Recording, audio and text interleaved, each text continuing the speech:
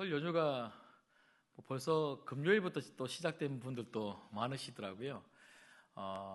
명절 분위기가 나는지 잘 모르겠습니다. 제 어릴 때만 해도 명절이 되면, 설날이 되면 한복 입고 또 왔다 갔다, 그리고 또 TV에 보면 까치까치 설날은 어저께고요, 우리 설날은 오늘입니다, 뭐 그런 노래도 막 부르고, 하여튼 설 명절 분위기가 굉장히 많이 났는데 요즘은 좀 그러지 못한 것 같아요. 특별히 설 명절이 되면 이 각자 다른 지방에서 살던 가족들이 같이 한 자리에 모여서 부모님들하고 이제 식사도 하고 그런 따뜻한 모임이 있는 그런 시간들을 잘 보내고 있는데요. 제가 어제 뉴스를 보니까 요즘은 설 명절이 되면 이 해외로 여행을 가시는 분들이 많으시더라고요. 어제 뉴스에 이번 설 명절에 해외여행에 가시는 분들이 72만 명 정도 된다고 합니다. 사실 이번 명절이 좀 짧아서 72만 명이지, 설 명절이 좀 길면요, 엄청 많은 분들이 이제 인천공항을 통해서 해외로 나가는 거죠. 그러다 보니까 이번 명절은 해외여행보다는 국내 여행을 그렇게 많이 간다 그래요. 그래서 국내 여행지에 이렇게 보면 숙박비가, 호텔이나 모텔, 여관 이런 숙박비가 몇 배로 이렇게 치솟아서 이렇게 숙박하는 것이 어렵다, 그런 기사도 어제 나온 것을 제가 보았는데요. 그런 걸 보면 요즘은 같이 뭔가 이렇게 가족들이 모이고 같이 이렇게 부모님들을 찾아뵙고 부모님들에게 효도하는 그런 그 시대가 좀 이렇게 지나가지 않았나, 이런 생각들이 좀 드는 것 같아요. 몇 주 전에 우리 원로 장로님들하고 원로 은퇴 우리 장로님들하고 같이 신년 할애식을 했는데요.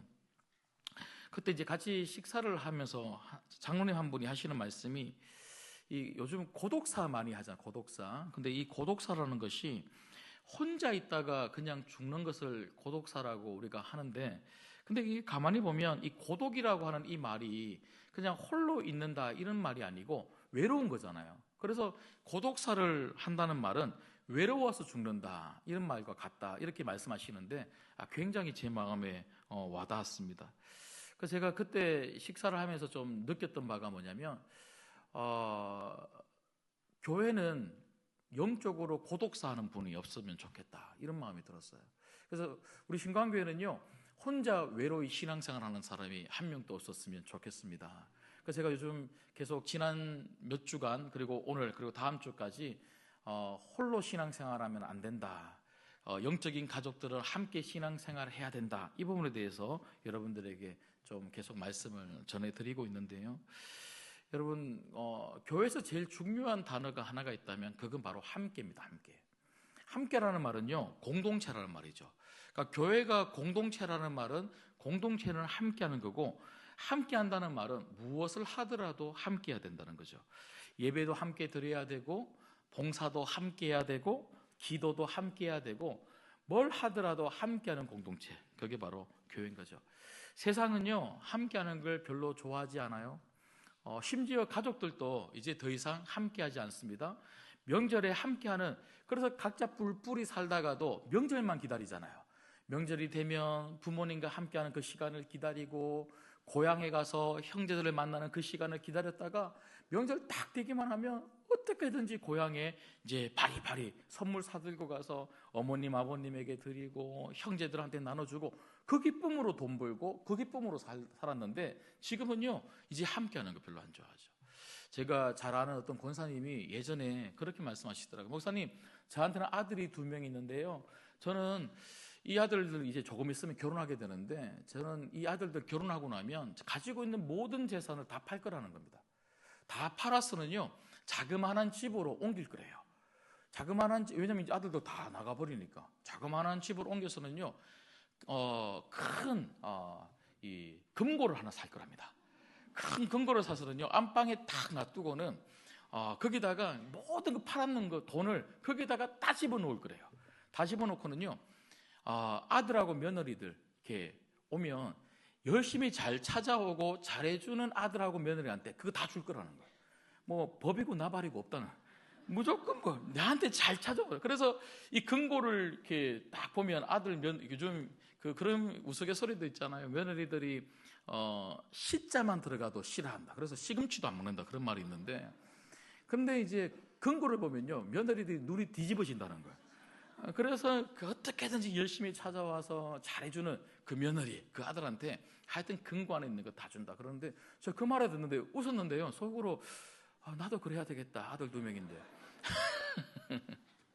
예. 세상이 이제 그런 시대가 되었지만 교회는 그러면 안 되는 거죠. 교회는 어떻게든지 모이고 싶고 함께하고 싶고, 특별히 여러분 성도들은요, 이런 명절에 여러분 부모님들 꼭 찾아뵙고, 부모님들 정말 외로이 혼자 있도록 하면 안 되는 거죠. 예배 마치면 빨리 고향 가십시오. 빨리 고향 가시고, 그리고 이 어머님들 아버님들 찾아뵙고, 무조건 그렇게 하셔야 되죠. 그런데 그것도 중요하지만, 그건 무조건 하셔야 되지만, 교회에서 또 중요한 게 뭐냐면요, 혼자 있는 분들이 없었으면 좋겠어요. 그래서 이런 명절에 홀로 있는 분들, 또 전화라도 한 통 하시고 또 찾아뵙는 그런 구역들, 그런 따뜻한 구역이 있는 우리 신광교회 공동체가 되면 좋겠습니다. 자, 오늘 특별히 제가 몇 주간 구역과 관련해서 말씀을 전해드리고 있는데요, 오늘은 함께하는 구역은 무엇이 있어야 되냐면 기도하는 공동체가 되어야 한다는 거죠. 기도. 그래서 우리는 같이 모였을 때 정말 중요한 여러 가지 중에 하나가 뭐냐면 바로 기도라는 것. 그러니까 구역뿐만 아니죠. 교회 공동체는 성도들이 함께 모였을 때 가장 중요한 것 중에 하나가 뭐냐면 기도입니다. 기도. 그래서 오늘 기도 불, 제가 그렇게 제목을 적어 놓았는데요, 여러분, 기도하는 구역은 성령의 불이 임하는 뜨거운 공동체가 되게 될 줄 믿습니다. 교회는요, 말씀도 중요하지만 말씀 못지않게 중요한 것이 바로 기도입니다. 기도. 그래서 교회는 기도하지 않으면, 구역은 기도하지 않으면, 공동체는 기도하지 않으면 뜨거워질 수 없어요. 여러분, 우리 신광교회는 말씀이 가득한 교회, 정말 복음 앞에 서는 교회가 되어야 되겠지만, 그 복음 붙들고 기도하는 뜨거운 교회가 되기를 주님의 이름으로 소망합니다. 여러분, 또 말씀해 보시면요, 자, 23절 한번 볼게요. 23절. 자, 23절 같이 읽습니다. 시작. 사도들이 노임에 그 동료에게 가서 제사장들과 장로들의 말을 다 알리니. 여러분, 여기 보시면요, 사도들이 놓였다. 자, 우리 앞의 내용들을 좀 알 필요가 있죠. 성경을 많이 읽으신 분들은 그냥 이 4장의 내용이 뭔지를 충분히 아실 텐데요, 혹시 모르는 분들을 위해서 제가 좀 설명을 드리겠습니다. 오늘 이 4장 23절의 이 내용은요, 3장부터 사실 연결되어 오고 있어요. 여러분, 3장의 내용이 뭡니까? 사도 베드로와 요한이 성전에 올라가면서 기도하러 올라갔죠. 올라가는데 성전 미문에 앉아있는 한 안전뱅이를 보게 되죠. 그 안전뱅이가 구걸하고 있습니다. 오늘 하루 한 끼를 먹기 위해서 구걸하고 있는 그 안전뱅이, 한 번도 일어서 본 적이 없는 너무나 불쌍한 사람이었어요. 그런데 그 손을 내밀어서 먹을 것을 구하는데 사도 베드로가 뭐라고 이야기를 합니까? 내게 있는 것으로 네게 주노니. 나는 근과 은은 없지만 내가 네게 해줄 수 있는 게 하나가 있다는 거예요. 그게 뭡니까? 기도입니다. 기도. 그를 위해서 기도해 주는데요, 곧 나사렛 예수 그리스도의 이름으로 일어나 걸어라 라고 했을 때에 그 안전뱅이가 일어나게 된 거예요. 여러분, 정말 예수 믿는 자들에게는 이런 놀라운 역사와 기적이 일어나게 될 줄 믿습니다. 그렇게 놀라운 역사와 기적이 일어나니까요, 안전뱅이가 일어나서는 완전 기적을 맛보니까 정말 너무나 감사한 거 아닙니까? 그래서 하나님을 찬양하면서 그렇게 펄쩍펄쩍 뛰니까요, 많은 사람들이 그 사실을 알고 모이기 시작했어요. 어떻게 이런 일들이 일어날 수 있는가? 그래서 모였는데 어디에 모였냐면요, 솔로몬의 행각에 모였습니다. 솔로몬의 행각에 모여서는요, 이런 기적을 일으켰던 통로였던 그 베드로를 통하여 복음을, 말씀을 듣게 되죠. 그곳에 모인 사람들이 얼마나 많이 모였는지, 여러분, 그 중에 일부가 예수님을 믿게 되었는데요, 베드로가 전한 그 복음을 듣고 예수를 믿게 된 사람들의 숫자가 혹시 몇 명인 줄 아시겠습니까? 혹시 몇 명일까요? 여기서 3,000명 그러면 안 됩니다. 3,000명 그러면요, 2장이네요. 2장. 여러분 4장에 그 보시면 쭉 읽어보시면요, 그때 베드로로부터 복음을 듣고 말씀을 듣고 예수 믿은 사람들이 남자만 5천 명이에요. 남자만 5천 명이니까요, 좋게 그 자리에 모인 사람들이 못해도 2만 명 정도는 됐을 겁니다. 예. 여러분 그 2만 명 이상의 사람들 중에 한 1만 명 넘는 사람들이 예수님을 믿게 된 것이죠. 여러분 그런데 이렇게 예수님을 믿고 그 자리에서 기적과 역사가 막 일어나기 시작하니까요, 너무나 많은 사람들이 베드로가 전하는 말씀을 듣기 위해서 모이기 시작하니까 그 당시 종교 지도자들, 대제사장과 제사장들과 장로들과 그리고 사두개인들 뭐 이런 사람들이 너무너무 그것이 싫은 거예요. 예수님 전하는 게 싫고, 그리고 베드로 주변으로 사람들이 모이는 게 싫은 거죠. 왜? 자기들이 주목을 받아야 되고 자기들의 말을 유대인들이 따라야 되는데, 근데 갑자기 사람들이 베드로가 전하는 말씀을 듣기 위해서 모이기 시작하니까 그게 시기와 질투가 일어나는 거예요. 어떻게 합니까? 그 베드로와 요한을 데리고 잡아옵니다. 잡아와서 어디에 세우냐면요, 사내들인 공회라고 들어보셨죠? 여러분 사내들인 공회는요, 유대 사회의 가장 중요한 최고의 결정 기관이 사내들인 공회였습니다. 여기서 모든 것이 결정됩니다. 여기서 결정되어지면요, 아무도 바꿀 수가 없는 가장 강력한 권위를 가지고 있는 것이 사내들인 공회였습니다. 근데 그 사내들인 공회에 딱 앞에 세워서는요, 왜 예수 전하느냐 하고 막 압박하고 협박하기 시작하는데, 여러분 말씀해 보시면, 자 18절 말씀 보시죠. 18절 말씀 보시면 4장 18절 이렇게 이야기합니다. 그 베드로와 요한을 사내들인 공회에 데리고 와서는요, 이 협박을 하는데, 그들이 계속해서 베드로와 요한이 담대하게 협박에 굴하지 않고 계속 예수님을 전하고 복음을 전하니까 마지막에 이렇게 이야기합니다. 자 18절을 같이 읽을게요. 시작. 그들을 불러 경고하여 도무지 예수의 이름으로 말하지도 말고 가르치지도 말라 하니. 그래서 풀어주겠다. 일단 풀어주겠는데, 다시 한 번만 더 예수를 전하고 예수의 도를 가르치면 너희들 다시 잡아와서 그때 한 번 더 잡히면 너희들 가만히 안 두겠다 하고 협박해서는요, 돌려보내는 거예요. 그래서 그 이틀간이나 그 사내들인 공회에 잡혀서 신문을 받고 협박을 받고 위협을 받았던 이 베드로와 요한이 그 곳에서 나오자마자 제일 먼저 찾아간 곳이 어디냐면 바로 23절 저희가 읽었던 이 본문에 바로 그 동료들에게 가서라고, 그 동료들에게 가서. 여러분 여기서 중요한 게 뭐냐면요, 사도들이 놓이자마자 찾아간 곳은 동료였어요. 동료. 여러분 동료라는 것은 무엇입니까? 우리가 저와 같이 함께 일하고 있는 동료입니다 이렇게 소개할 때 동료라는 말은요, 나와 함께하는 사람들입니다 이런 뜻 아니겠습니까?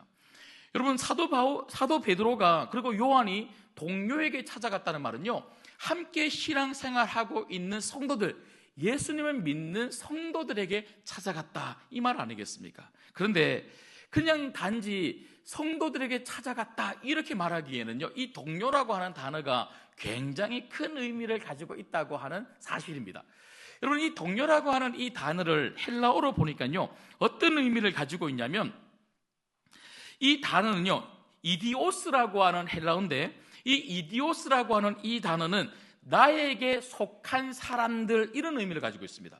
그냥 동료라고 하는 의미는요, 한글 성경은 동료라고 번역을 해놓았지만 이 헬라어는 나에게 속한 사람들 이런 의미를 가지고 있다는 거예요. 이것을 직역을 하면 굉장히 심플해지는데, 한마디로 이야기하면요, 내 편입니다. 내 편. 동료라고 하는 이 헬라어는요, 내 편이라고 하는 그런 의미를 가지고 있습니다. 여러분 무슨 말입니까?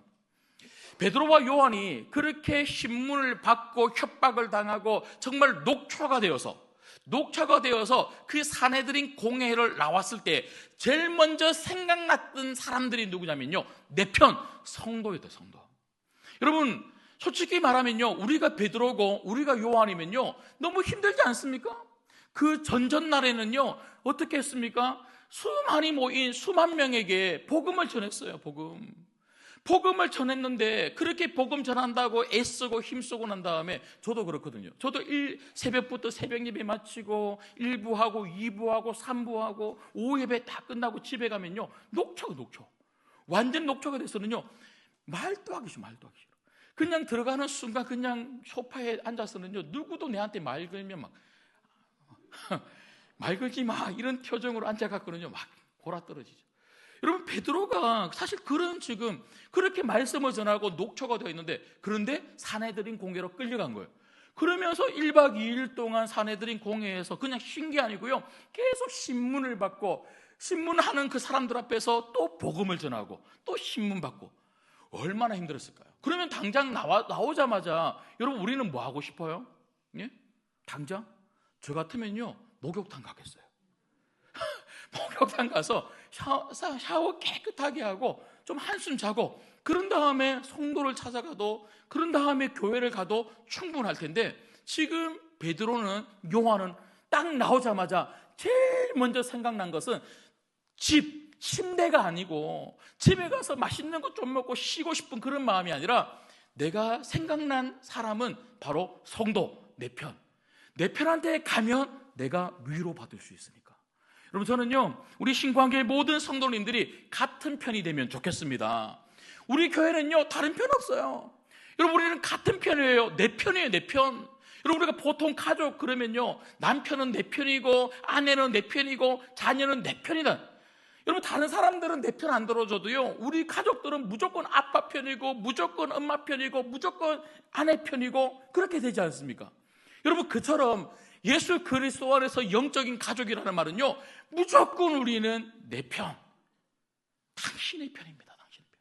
우리 옆에 분들에게 우리 축복해 줄까요? 나는 당신의 편입니다. 나는 당신의 편입니다. 예. 그러면 말씀해 주시오. 그러면 여러분 그렇게 대답해 주세요. 내 편이라고 말해놓고 왜 그렇게 행동하세요? 예. 자, 그런데 베드로와 요한이 내 편, 그들을 생각했을 때 거기에 가면 무조건 은혜 받을 수 있고 위로받을 수 있고 내 편을 만나면 힘을 얻을 수 있다 하고, 거기 가서는요, 가서 제일 먼저 한 게 뭐냐면요, 기도 제목을 나눴다는 거예요. 내 힘든 것을 나누었다는 거예요. 다시 23절 보십시오. 사도들이 모임의 그 동료 내 편에게 가서 제사장들과 장로들의 말을 다 알리리. 지금 자기들이 겪었던 일들을 다 이야기하면서, 내가 이런 위협과 이런 고초를 가운데 있습니다 하고 자기들의 힘듦을 나누었다는 거예요. 나누었다. 여러분, 우리가 기도 제목을 못 나누는 이유가 뭔 줄 아십니까? 내 편이 되지 못할 때. 내가 이런 말을 했을 때 저 사람이 진짜 나를 위해서 기도해 줄까? 내가 이런 말을 했을 때 저 사람은 나를 어떻게 이야기할까? 여러분, 공동체는요, 신뢰하는 만큼 마음이 오픈돼요. 여러분, 공동체에 신뢰가 없지 않습니까? 구역에 대한 신뢰가 없지 않습니까? 같이 함께하는 사람들에 대한 신뢰가 없으면요, 마음의 문을 딱 닫고는요, 적당하게 이야기, 적당하게. 여러분, 저는 우리 신광교회 모든 구역이 적당하게 모인 구역이 아니라 가족으로 함께 모인 내 편이 있는 구역이니까 마음의 문을 활짝 열고 내 속사정을 다 이야기할 수 있는 그런 구역이 되면 좋겠습니다. 그렇게 자기 속사정을 이야기했을 때에 오늘 초대교회가 한 일이 뭔 줄 아십니까? 24절을 같이 한번 읽겠습니다. 24절을 읽을게요. 시작. 그들이 듣고 한 마음으로 하나님께 소리를 높여 이르되, 대주제여 천지와 바다와 그 가운데 만물을 지으신 이시여. 여러분, 여기 보시면요, 그들이 한 마음으로 하나님께 그 베드로와 요한이 전하는 기도 제목을 듣고는요, 큰 소리로 부르짖어 기도했다는 거예요. 여러분, 우리가 보통 코리안 스타일 주여 삼창하고 그렇게 기도하는 것은 한국 사람들만 그렇게 기도한다, 그렇게 생각하는데요, 여러분, 절대로 그렇지 않습니다. 여러분, 우리가 그렇게 기도하는 것은 우리가 만들어낸 기도법이 아니고요, 이미 초대교회부터 하나님 앞에 부르짖어 통성으로 기도하고 있더라고요. 여러분, 저는 우리 신광교회 모든 구역들마다 부르짖어 기도하는 기도의 불이 있는 구역이 되기를 주님의 이름으로 소망합니다. 여러분, 우리 이광영 목사님 여기 계시지만, 여러분, 요즘 우리 청년 교구가 얼마나 은혜로운지 몰라요. 조금 있다가 여기서 3부 예배가 시작이 되는데요, 80명 이상이 모입니다. 제가 그 80명 이상 우리 청년들에게 제가 뭐라고 이야기를 했냐면, 나는 우리 청년 교구가 우리 신광교회의 영적인 흐름을 주도하는 교구 되면 좋겠다고 그렇게 이야기했어요. 그래서 보통은 어른들의 기도의 소리를 듣고 어른들의 뜨거움을 닮아가는 그런 모습들이 보편적인데, 나는 우리 신광교회 청년교구가 어른들에게 우리 청년들이 이렇게 뜨거워요 하는 것을 보여줄 수 있으면 좋겠다.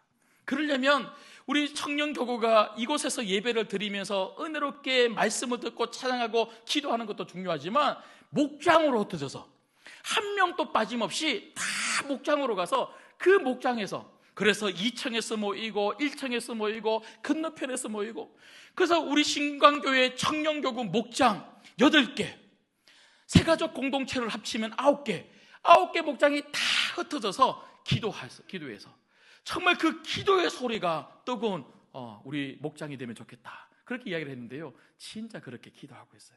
우리 청년 교육을 위해서 기도해 주시면 감사드리겠습니다. 자, 그런데 이렇게 이들이 기도를 했는데 그들이 그렇게 뜨겁게 기도한 이유가 뭘까? 여러분 24절 다시 보시면요, 그들이 베드로의 이야기를 듣고 요한의 이야기를 듣고 함께 통성으로 뜨겁게 기도한 이유가 뭔지 오늘 성경은 이렇게 설명하고 있습니다. 그들은 누구에게 기도하고 있냐면요, 대주제여 천지와 바다와 그 가운데 만물을 지으신 이시여. 그들이 기도하는 대상, 누구를 향해서 기도하고 있냐면요, 대주제 하나님을 바라보면서 기도하고 있더라고요. 여러분, 대주제라는 말이 도대체 어떤 의미입니까? 여러분, 여기 대주제라는 말은요, 헬라어로 데스포타라고 하는 단어입니다. 여러분, 이 데스포타라고 하는 이 단어가 얼마나 중요한지 몰라요.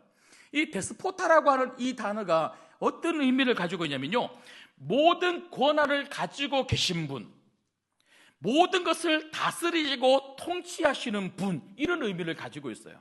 영어 성경으로 보면요, 굉장히 더욱더 정확하게 통치하시는 주님, 이렇게 번역되어 있습니다. 여러분, 한마디로 이야기하면요, 데스포타라고 하는 대주제여라고 하는 이 단어는요, 하나님은 내 인생에, 우리 가정에, 우리 교회의 주님이십니다, 이 고백과 같은 거예요. 여러분, 이 당시 초대교회 성도들은요, 하나님에 대한 믿음, 어떤 믿음을 가지고 있었습니까? 하나님, 우리 구역의 주인은 하나님이십니다. 하나님, 우리 교회의 주인은 하나님이십니다. 하나님, 우리 베드로와 우리 요한, 이 사도들의 주인은 하나님이십니다. 이 믿음이 있었기 때문에 하나님에게 맡기고 기도했다는 거죠. 여러분, 우리 삶 가운데 일어나는 모든 일들, 여러분, 그것이 우연히 일어나는 것 같지만 절대로 그렇지 않습니다. 여러분, 그 모든 것들은요, 하나님 주권 아래에 있는 줄 믿습니다.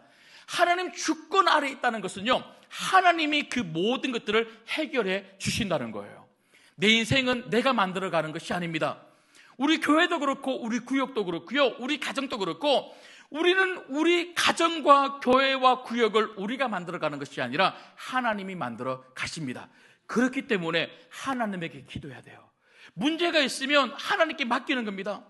나를 다스리시는 하나님, 우리 가정을 통치하시는 하나님, 우리 구역과 우리 교회를 이끌어 가시는 하나님, 오늘 또 하나님의 능력으로 우리 기도에 응답해 주실 줄 믿습니다. 그렇게 간절히 기도할 때 반드시 기도의 응답이 우리 가정 가운데, 우리가 기도하는 구역 가운데 일어나게 될 줄 믿습니다.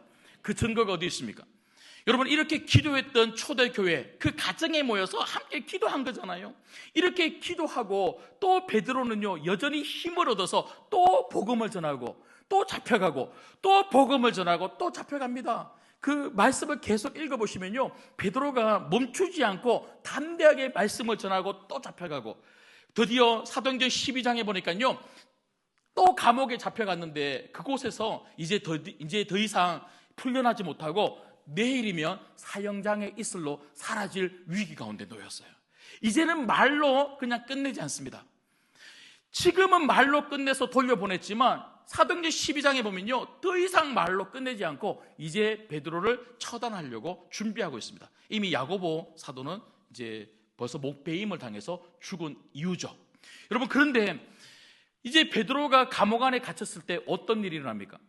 베드로가 혹시라도 도망갈까봐 사람들이, 군인들이 지키기 시작하는데요, 1명, 2명이 지키는 것이 아니라 4명의 로마 군인이 4개 조로 나누어서 지킵니다. 24시간 4명의 군인이 계속 지키는 거예요. 그냥 감옥 밖에서 지키는 게 아니고요. 어떻게 지키는 줄 아십니까? 베드로가 혹시라도 도망갈 수 있을까봐 왼쪽 오른쪽에 2명이 붙들고 꽁꽁 쇠사슬로 묶어서는요 그렇게 지키고요, 2명은 그 감옥 문 바깥에서 지킵니다. 이렇게 4명이 계속 교대로 돌아가면서 베드로를 지키고 있는데 하나님이 어떻게 하십니까? 주의 천사를 보내어서는요 베드로를 누구도 알지 못하도록 그 베드로만 깨워서는요 그 문을 나와서 그 감옥을 벗어나게 만들어 주시죠. 여러분, 예수님 위해서 살아가면 예수님이 이렇게 놀라운 역사를 반드시 우리 인생 가운데 베풀어 주실 줄 믿습니다. 근데 여러분, 어떤 사람에게 이런 역사가 진짜 일어날까요? 여러분, 사도행전 12장 12절에 보니까요 도대체 베드로에게 왜 이런 역사가 일어났을까 봤더니 성경은 이렇게 기록하고 있습니다. 사도행전 12장 12절을 우리 같이 한번 읽도록 하겠습니다. 사도행전 12장 12절 같이 읽겠습니다. 같이 읽을게요. 시작. 깨닫고 마가라 하는 요한의 어머니 마리아의 집에 가니 여러 사람이 거기에 모여 함께 모여서 뭐 했다고요? 기도했더라. 여러분, 각자의 자리에서 기도해도 분명히 이런 역사는 일어났을 겁니다. 여러분, 충분히 그렇게 할 수 있지 않습니까? 지금 베드로가 잡힌 거예요. 여러분, 그러면 베드로가 잡혔다는 말은요 이 성도들도 잡아다가 옥에 가둘 수 있고, 베드로가 죽는다는 말은 자기들도 죽을 수 있는 위기가 있다는 말 아닙니까? 그러면 각자 자기 집에서 몰래 커튼을 치고 몰래 그렇게 기도하면서 베드로 살려주세요, 우리 살려주세요 하고 기도할 수 있었을 겁니다. 근데 여러분, 성도들 위기 가운데, 고난 가운데, 문제 가운데 있었던 이 성도들은요 각자 자기의 자리에서 기도한 것이 아니라 함께 모여서 같이 뜨겁게 기도한 것이죠. 여러분 각자의 자리에서 기도하는 기도의 골방도 중요하지만 함께 모여서 기도하는 게 이렇게 중요한 거예요. 구역으로 함께 모여서 기도하는 게 얼마나 중요한지 몰라요. 여러분, 함께 모여서 기도하면요 정말 불이 붙어요. 불이 붙어서 함께 기도하면요 정말 내가 혼자 기도할 때보다 더 뜨겁게 기도할 수 있습니다. 더 뜨겁게 주님 붙들고 대주세요, 내 인생의 주인이시고 우리 가정의 주인이시고 우리 구역의 주인 되신 하나님, 우리 구역의 문제를 해결하여 주옵소서. 그렇게 기도하면 반드시 놀라운 역사가 일어나게 될 줄 믿습니다. 한 가지만 더 말씀을 살펴보고 말씀을 마치려고 하는데요, 여러분, 저는 말씀을 읽다가 보니까 이 당시 구역으로 모여서 가정에서 기도했던 이 성도들의 마음이 어떤 마음이었는지 너무나 확실하게 보이는 몇 가지 구절이 있더라고요. 여러분, 25절 보시면요, 자, 함께 모여서 대주제여라고 그렇게 기도했던 이 성도들이 말씀을 갑자기 붙들고 기도하기 시작해요. 여러분, 25절 26절을 우리 같이 한번 읽겠습니다. 25절 26절 같이 읽을게요. 시작. 또 주의 종 우리 조상 다윗의 입을 통하여 성령으로 말씀하시기를 어찌하여 열방이 분노하며 조속들이 허사를 경영하였는고, 세상의 군왕들이 났으며 관리들이 함께 모여 주와 그의 그리스도를 대적하도다 하신 이로소이다. 아멘. 여러분, 어떤 목사님들은 이 부분을 어떻게 해석을 하냐면요, 그들이 뜨겁게 그렇게 기도하다가 보니까 하나님이 갑자기 말씀이 생각나게 했는데 그 말씀이 시편 2편의 말씀이었다는 거예요. 여러분, 우리가 모를 일이죠. 그랬을 수도 있죠. 그런데 대부분의 학자들이 어떻게 해석을 하고 있냐면, 특별히 시편을 연구하는 학자들은요, 이 당시 초대교회 성도들은요 구역으로, 그러니까 가정으로 함께 모여서 기도할 때에 시편의 말씀을 가지고 많이 기도를 했다는 겁니다. 근데 시편 중에도 어떤 말씀을 많이 붙들고 기도했냐면요, 바로 시편 1편과 시편 2편의 말씀을 가지고 기도를 했다는 거예요. 여러분, 유대인들에게 있어서 시편 1편과 시편 2편은요 얼마나 중요한지 몰라요. 여러분, 시편 1편의 주제가 혹시 뭔 줄 아시겠습니까? 복 있는 사람은 악인들의 꾀를 따르지 아니하고 쭉 하면서 2절 말씀해 보니까요, 복 있는 사람은 주야로 무엇을 묵상한다고요? 하나님의 말씀을 묵상한다. 하나님의 말씀 묵상한다. 여러분, 하나님 말씀이 우리 인생을 세워가는 줄 믿습니다. 이게 그들이 가지고 있었던 믿음이었던 믿음. 여러분, 성도는 말씀을 떠나서는요 절대로 살 수가 없는 거죠. 그래서 여러분 시편 150편을 이끌어가는 두 가지 문이 있는데, 하나가 시편 1편 말씀의 문이라, 말씀의 문. 이 말씀의 문이 시편 150편을 전체를 이끌어가고 있더라는 거죠. 그리고 시편 2편이 뭔 줄 아십니까? 시편 2편을 여러분 나중에 집에 가셔서 한번 읽어보시면요, 시편 2편, 오늘 또 방금 저희가 시편 2편의 일부분을 읽었는데요, 시편 2편의 가장 중요한 핵심이 뭐냐면 하나님의 통치입니다. 더 엄밀히 말씀을 드리면요, 오실 메시아 예수 그리스도로 말미암아 하나님은 통치하신다, 이 말씀을 하고 있는 거죠. 여러분, 이 나라의 주인은 예수님이십니다. 여러분, 절대로 이 세상의 주인이 아닙니다. 이 나라의 주인은 예수님이십니다. 여러분, 그런데 오늘 말씀해 보시면요, 이것을 너무나 잘 알았던 성도들이 오늘 또 시편 20편의 말씀을 붙들고, 하나님, 우리 구역의 주인은 예수님이십니다, 이것을 붙들고 기도를 하고 있는데, 여러분 오늘 말씀 다시 보십시오. 25절 말씀 보시면 열방이 분노하며 족속들이 흐사를 경영한다, 이렇게 되어 있죠. 여러분, 세상의 특징이 뭔 줄 아십니까? 세상의 특징은요, 분노입니다. 분노. 여러분, 열방이 분노한다는 말은요, 어떤 의미를 가지고 있냐면, 분노한다는 말은 요동친다, 소요한다, 이런 의미를 가지고 있습니다. 바닷물이 막 회오리 치면서 요동치는 것처럼 세상은 끊임없이 요동치는 곳이라는 거죠. 그리고 25절 말씀 다시 보시면 족속들이 허사를 경영한다 그러는데, 허사를 경영한다는 것은요, 안 될 일을 계획한다는 거예요. 안 될 일을 계획한다. 여러분, 세상에 있는 사람들은요, 요동치고 소유를 일으키는 것처럼 뭔가 막 하고 있고, 그리고 계획을 뭔가 막 세우면서 하고 있지만 그 모든 것들이 결국은 뭐라는 것입니까? 헛된 일이라는, 헛된 일.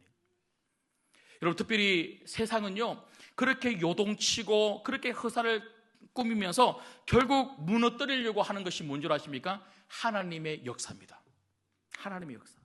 근데 여러분, 하나님의 역사를 그렇게 무너뜨리려고 하고, 하나님을 반대하려고 하고, 예수 그리스도를 대적하려고 하지만, 여러분 오늘 말씀 다시 27절 28절에 보시면요, 그래서 이 시편 2편의 말씀을 가지고 기도하던 이 성도들이 뭐라고 이야기를 하냐면, 헤롯과 본디오 빌라도는 이방인과 이스라엘 백성과 합세하여 하나님께서 기름 부으신 거룩한 종 예수를 거슬러 하나님의 권능과 뜻대로 이루려고 예정하신 그것을 행하려고 이 성에 모였나이다.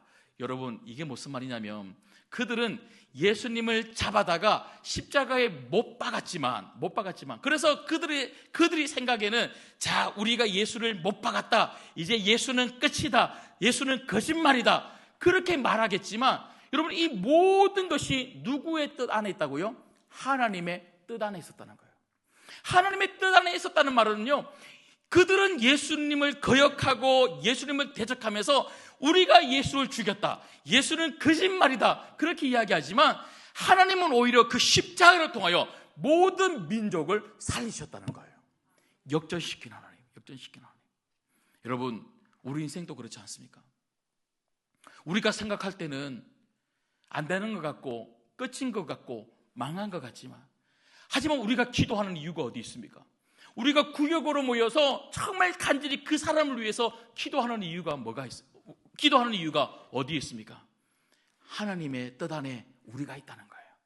지금은 힘들고, 지금은 어렵고, 지금은 여러 가지로 봤을 때에, 인간적으로 봤을 때에 정말 살아날 소망이 하나도 안 보이지만, 하지만 우리는 무엇을 믿습니까? 하나님, 우리가 기도하면 하나님이 역사하실 줄 믿습니다.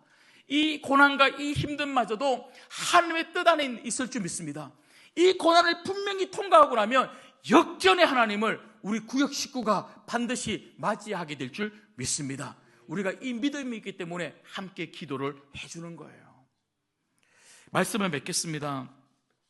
여러분, 저는 말씀을 준비하면서 물론 그 뒤에 나오는 30절 이하의 말씀을 통해서 기도의 결과에 대해서 여러분들에게 충분히 이제 마지막 결론으로 설교할 수 있겠지만, 사실 이번 주간에 제가 이 말씀을 묵상하고 어제 제가 설교를 준비하면서 제일 제 마음에 크게 와닿았던 단어는요, 다시 24절에 보시면, 그들이 듣고 한 마음으로 하나님께 소리를 높여 하나님께 기도했다. 한 마음이라고 하는 단어가 얼마나 제 마음에 와닿았는지 모릅니다. 여러분, 교회는 한 마음이 중요한 거죠. 여러분, 한 마음으로 우리가 해야 될 일이 있다면 그게 바로 기도입니다. 기도. 한 마음이라는 것은요, 하나님께 집중하는 거예요. 여러분, 저는 우리 신광교회 모든 구역들마다 함께 모여서 각자 다른 이야기를 하고 다른 마음으로 그렇게 모였다가 다른 삶으로 흩어지는 성도들이 아니라 같이 모여서 서로의 이야기를 하고 가족들의 이야기를 하고 내 편의 이야기를 해서 한 마음으로 하나님께 맡기고 기도함으로 말미암아 신광교회 모든 구역들마다 하나님의 놀라운 응답이 있기를 주님의 이름으로 축복합니다. 여러분, 3월달부터 시작되는 구역으로 가시기를 원합니다. 모든 분들이 내 편에게 가시면 좋겠어요. 편이 없는 사람은요, 교회에 와서 앉아있어도 외로운 거예요.